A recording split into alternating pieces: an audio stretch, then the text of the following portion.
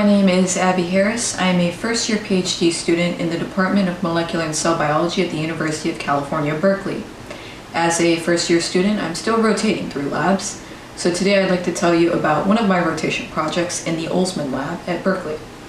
The focus of this project was a copper transporter gene, CTR1, that was identified in a CRISPR screen by a postdoc in the lab as potentially playing a role in sensitization to ferroptosis.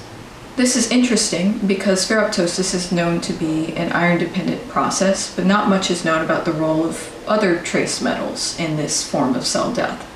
In order to validate CTR1 as a regulator of ferroptosis, I treated MEF cells, both wild type and CTR1 knockout, with increasing doses of RSL3, an inducer of ferroptosis.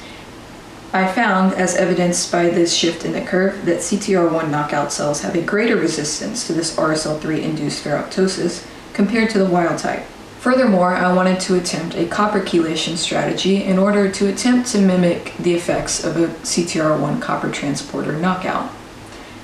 I found that the combination of low doses of RSL3 and copper chelator BCS resulted in resistance to ferroptosis in both the wild type and the CTR1 knockout MEF lines.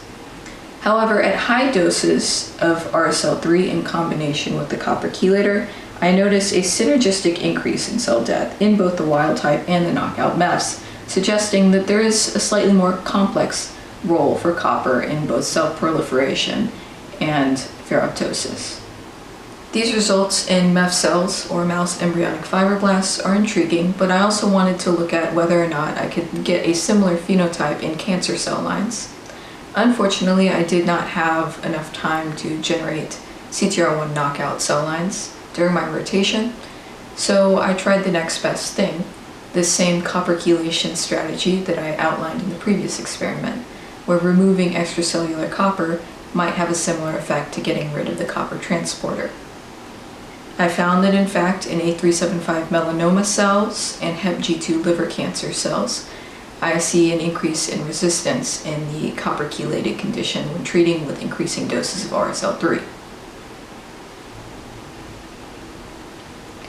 Determining the precise role of copper and potentially other redox-active metals in ferroptosis could lead to a greater understanding of the mechanism of this form of cell death.